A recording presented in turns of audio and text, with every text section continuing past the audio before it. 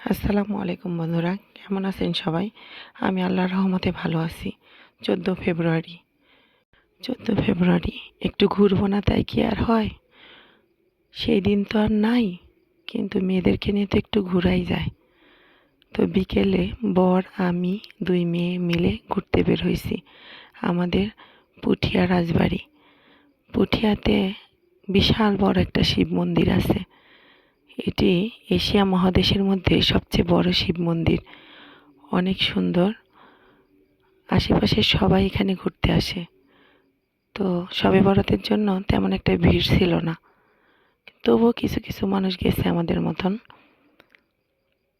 এই যে পানির কাছে আমার মেয়ে যাওয়ার চেষ্টা করছে, কিন্তু যেতে পারলো না, গেট আটকানো আছে। মেয়ে দুটো অনেক খুশি, তাদের খুশিতেই আমাদের খুশি। তারা আনন্দ পাচ্ছে, এতে আমি খুশি। মেয়েটা যে কি পরিমাণ দুরন্ত হয়েছে, কোনো সময় চুপ করে থাকে না। ওকে নিয়ে আর বাইরে যাওয়া কঠিন হয়ে যাচ্ছে। শিব মন্দির, পুঠিয়া রাজবাড়ি আমাদের পুঠিয়াবাসীর গর্ব। এগুলো দেখতে অনেক দূর দূরান্তের মানুষরা আসে। অনেক ভালো লাগে। আমি তো আগে প্রায়ই যেতাম, ঠান্ডার জন্য যাওয়া হয় না। মেয়েকে নিয়ে বাইরে বের হতেই ভালো লাগে না। এর জন্য ছুটির দিনে একটু চেষ্টা করি বাসায় থাকার। তো আমার মেয়েরা ওখানে ফুল পাইছে, ফুলগুলো নিয়ে খেলছে। বর বলছে এই ফুল ধুতুরা ফুল, এই ফুল নাকি মুখে দিলে মানুষ পাগল হয়ে যায়। জানি না, ছোটোবেলা আমিও শুনছি, এটা সত্যতা জানি না। আপনারা কেউ জানলে অবশ্যই শেয়ার করুন। ছোটটা পানির কাছে যাওয়ার জন্য খুব চেষ্টা করছে, কিন্তু যদি পানিতে পড়ে যায় তাই ভয়ে যেতে দিতে চাচ্ছি না। এবার আমরা আরেকটা মন্দিরে চলে যাচ্ছি। পাশে আরেকটা মন্দির আছে, সেটা হচ্ছে গোবিন্দ মন্দির। অনেক ফুলের সমারোহ।